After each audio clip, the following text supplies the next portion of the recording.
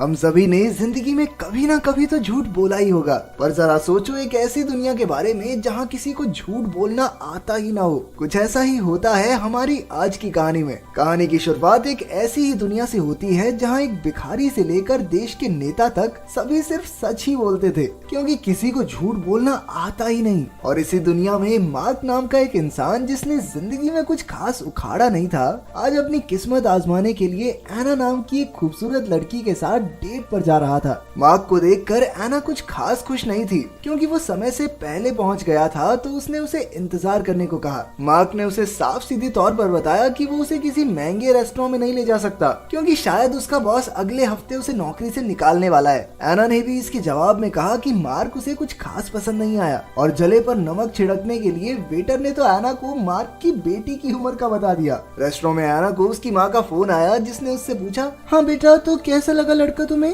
अरे मम्मी क्या बताऊं, एक नंबर का घन चक्कर है ये तो, मोटा कहीं का, मुझे डेट पे ले आया सस्ते से रेस्टोरेंट में। और इसी तरह फोन पर मार्क की जमकर बेइज्जती हुई। अगले दिन मार्क अपने ऑफिस लेक्चर फिल्म स्टूडियोज पहुंचा, जहां एक आदमी ने मार्क को इंट्रोड्यूस करते हुए सबको बताया कि वो इस कंपनी का स्क्रीन प्ले राइटर है, और साथ ही साथ सबसे आलसी और कामचोर आदमी भी। और इसे याद रखने की जरूरत नहीं है, क्योंकि कंपनी इसको जल्दी निकालने वाली है। अबे इतना सच कौन बोलता है? ऑफिस के अंदर जाने पर पहले तो शैली ने उसकी बेइज्जती की, और फिर उसी वक्त उसके बॉस एंथनी ने खराब काम की वजह से उसे नौकरी से भी निकाल दिया। मार्क इन चीजों से उभर पाता उससे पहले ही उसे एना का ईमेल मिला, जिसमें उसने लिखा था कि वैसे तो तुम बहुत अच्छे हो, बट तुम थोड़े मोटे और गरीब हो, तो मैं नहीं चाहती कि मेरे बच्चे भी मोटे और गरीब हों, तो यू आर रिजेक्टेड। ऑफिस से जाते वक्त शैली और ब्रैड ने बताया कि उन्हें हमेशा से मार्क के साथ एक ऑफिस में काम करने में शर्म आती थी, और वो जिंदगी भर एक लूजर ही रहेगा। इसके बाद मार्क एक वृद्धाश्रम में पहुंचा, जहां उसकी बूढ़ी माँ रहा करती थी। उसने अपनी माँ को अपनी नौकरी के बारे में बताते हुए कहा कि उनका पूरा परिवार ही लूजर से भरा पड़ा है। उसे जब मार्क के घर उसका लैंडलॉर्ड किराया लेने पहुंचा, तो उसने वही अपनी दुख भरी कहानी सुनानी शुरू कर दी, जिससे परेशान होकर लैंडलॉर्ड ने कहा, देख भाई, एक दिन का टाइम दे रहा हूँ, घर खाली करके निकल जाए यहाँ से, फालतू बकवास में। इसके बाद मार्क अपना अकाउंट बंद कराकर अपने सारे पैसे निकालने बैंक पहुंचा, जहाँ कैशियर ने उसे बताया कि वो उसका अकाउंट बंद नहीं कर सकते, क्योंकि उनका सिस्टम अभी काम नहीं कर रहा। सिस्टम काम नहीं कर रहा? एसबीआई में खाता है क्या इसका? लेकिन कैशियर ने कहा कि फिलहाल वो उसे कैश दे सकते हैं। जब कैशियर ने पूछा कि हाँ भाई, कितने पैसे हैं तेरे अकाउंट में, कितने चाहिए बता, तो मार्क ने जिंदगी में पहली बार झूठ बोलते हुए बताया कि उसके अकाउंट में $800 पड़े थे। उसे बहुत डर लग रहा था, और तभी सिस्टम दोबारा से चलने लगा। कैशियर ने जब चेक किया तो उसके अकाउंट में सिर्फ $300 ही थे, लेकिन क्योंकि इस दुनिया में कोई झूठ बोल ही नहीं सकता, तो कैशियर ने मार्क की बात पर विश्वास करके उसे $800 दे दिए, और सोचने लगा कि शायद सिस्टम में ही कोई खराबी होगी। मार्क वहाँ से हैरान होकर वापस अपने घर पहुँचा, जहाँ उसने सबसे पहले घर आकर अपना रेंट भरा। फिर वो शाम को अपने दोस्तों के पास जाकर अपनी नई शक्तियों के बारे में बताने लगा, पर क्योंकि उनकी भाषा में झूठ को बताने के लिए कोई वर्ड ही नहीं था, तो ना तो मार्क उन्हें समझा पाया और ना वो समझ पाए। मार्क बार बार अपना नाम बदलता, और हर बार उसका दोस्त उसे सच मान लेता। इसके बाद उसने अपने एक दोस्त से पूछा कि उसे जिंदगी में क्या चाहिए, तो उसने जवाब दिया, भाई एक लड़की चाहिए यार, जिंदगी सूनी पड़ी है, उम्र बढ़ती जा रही है, क्या बनेगा मेरा समझ नहीं आ रही। इसके बाद मार्क बार से निकला और सामने रोड पर चलती एक औरत के पास गया। मार्क ने उससे कहा कि अगर उसने उसके साथ गुलू गुलू नहीं की तो दुनिया तबाह हो जाएगी। ये सुनकर वो लड़की डर गई और जल्दी से मार्क को लेकर एक कमरे में पहुंची। कमरे में पहुंचने के बाद मार्क ने उससे बातचीत करने की कोशिश की, लेकिन उस लड़की को तो बस दुनिया को बचाने का जोश चढ़ा था। ये सब देखकर मार्क को अजीब सा लगने लगा, जिसके बाद उसने एक फोन करने का नाटक किया और कहा कि अभी नासा से फोन आया है, उन्होंने कहा कि अब खतरा टल चुका है और अब उन्हें कुछ उल्टा पुल्टा करने की जरूरत नहीं है। वापस बार में पहुंचकर उसने अपने दोस्तों से पूछा कि वो लड़की के अलावा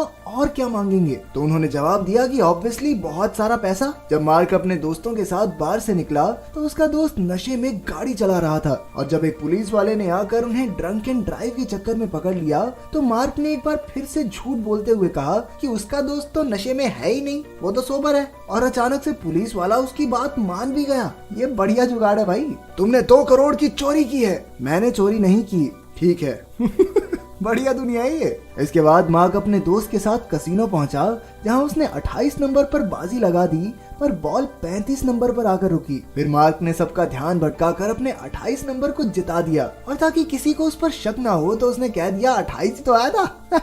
और बाकी सब ने भी तुरंत उस पर भरोसा कर लिया। इसके बाद उसने एक के बाद एक बाजी खेली और हर बार जीतता चला गया। आखिर में वो वहाँ से बहुत सारे पैसे लेकर निकला। अब जब मार्क झूठ बोलना सीख चुका था तो उसने काफी लोगों की मदद भी की। एक दिन उसने एना को फोन करके उससे एक और मौका मांगा। उसने एना को विश्वास दिलाया कि वो पूरी तरह से बदल चुका है। उसकी ये बात सुनकर एना ने उसे एक और मौका देने का फैसला किया। उसी वक्त मार्क ने टीवी पर देखा कि न्यूज में ब्रैड की लिखी हुई चीजों की तारीफ हो रही थी। इसके बाद उसे एक आइडिया आया और उसने कागज उठाकर एक कहानी लिखनी शुरू की। फिर मार्क ने उस कागज को कॉफी में डुबाया ताकि वो थोड़ा पुराना लगे। अगले दिन वो लेक्चर फिल्म्स के ऑफिस में अपने बॉस से मिलने पहुंचा। उसने अपने बॉस एंथनी से कहा कि उसे रेगिस्तान में कुछ पुराने कागजात मिले हैं जिनके अंदर एक स्पेसशिप के क्रैश होने की पूरी कहानी लिखी थी। ये सुनकर एंथनी ने दफ्तर में काम करने वाले सभी लोगों को बुलाया और मार्क की बात को ध्यान से सुनने को कहा। मार्क ने उन्हें बताया कि 14वीं सदी में धरती को एलियंस ने बचाया था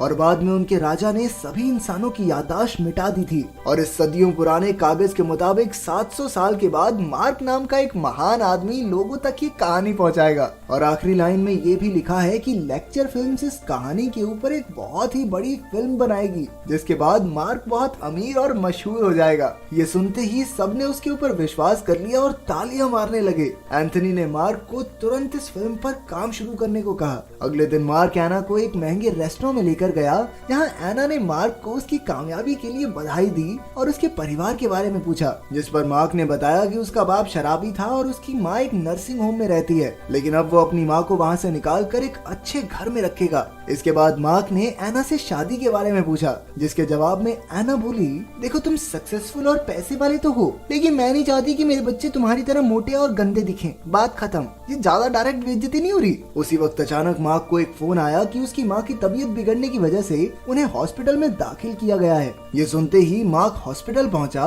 जहां मार्क की मां मौत के डर से सहमी हुई थी। ये देखकर मार्क से रहा नहीं गया और उसने उनका दिल हल्का करने के लिए झूठ बोल दिया कि मरने के बाद सब कुछ बहुत बढ़िया हो जाएगा मम्मी, चेहरे की सारी झुर्रियां चली जाएंगी, तुम जवान हो जाओगे फिर से और स्वर्ग में ये बड़ा घर मिलेगा तुमको रहने के लिए। मस्त वहाँ पे 4 नौकर मिलेंगे, सारा दिन तुम्हारे पैर दबाएंगे, ऐश काटोगी ऐश। मार्क की ये सारी बातें वहाँ खड़े डॉक्टर्स भी सुन रहे थे। अगले दिन जब वो घर पहुंचा तो उसके घर के बाहर भीड़ लगी हुई थी। लोगों ने उसे देखते ही घेर लिया और सभी मौत के बाद की जिंदगी के बारे में पूछने लगे। बड़ी मुश्किल से वो अपने घर के अंदर घुसा और जैसे ही उसने टीवी चलाया वहाँ भी यही न्यूज चल रही थी। तभी वहाँ एना भी पहुँच गई और उसने मार्क से पूछा कि आखिर उसने अपनी माँ को क्या बताया था। मार्क ने एना को यही सारी बात बताई जिस पर उसे भी 1 सेकंड में भरोसा हो गया। उसने मार्क से कहा कि उसे सभी लोगों को ये सच बताना होगा। इसके बाद मार्क ने बाहर आकर सबको बताया कि आसमान में एक बहुत ताकतवर आदमी रहता है जो मरने के बाद सबको एक बंगला,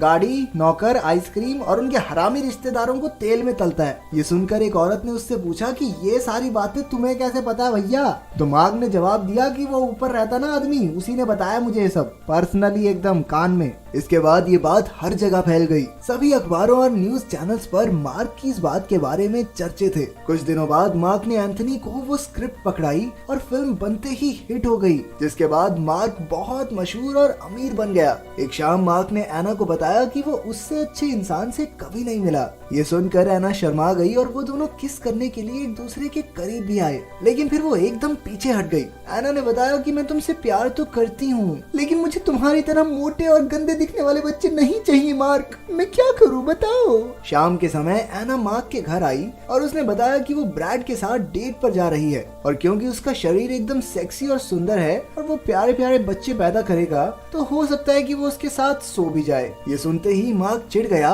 और उसने एना को समझाया कि शादी से पहले उल्टे पुल्टे काम करना गलत बात होती है। उधर डेट पर ब्रैड अपनी तारीफ करता गया और मार्क की बेइज्जती। अगले दिन जब एना मार्क का इंटरव्यू देख रही थी तो उसकी माँ ने चैनल बदल दिया। वो उसे समझाने लगी कि बेटा इस घटोत्कच से मुंह वाले से दूर रह ले, तुम दोनों का कभी कुछ नहीं बन सकता क्योंकि ये हमेशा से एक लूजर है और लूजर ही रहेगा। इसके बच्चे भी इसकी तरह मोटे और भैंस जैसे मुंह के निकलेंगे, तू देखियो। ये सारी बातें एना को बिल्कुल पसंद नहीं आई, पर उसकी माँ ने उसे जबरदस्ती ब्रैड से बात करने को कहा। कुछ महीनों बाद एना मार्क के घर पहुंची जहाँ मार्क बड़ी बड़ी दाढ़ी और बाल लेकर दरवाजा खोलने आया। मोटापे के चक्कर में भैया को रिजेक्ट कर दिया, क्या हाल बना दिया है, हे भगवान। एना ने मार्क को अपनी शादी का कार्ड पकड़ाया। कार्ड पकड़कर बेचारे मार्क ने एना को ब्रैड से शादी तोड़ने को कहा, लेकिन एना ने उसकी एक न सुनी, क्योंकि उसे लगता था कि ब्रैड के साथ ही उसके बच्चे एकदम स्लिम, ट्रिम और स्मार्ट पैदा होंगे। एना की शादी वाले दिन मार्क के दोस्त ने आकर उसे उठाया और दाढ़ी शेव करने को कहा।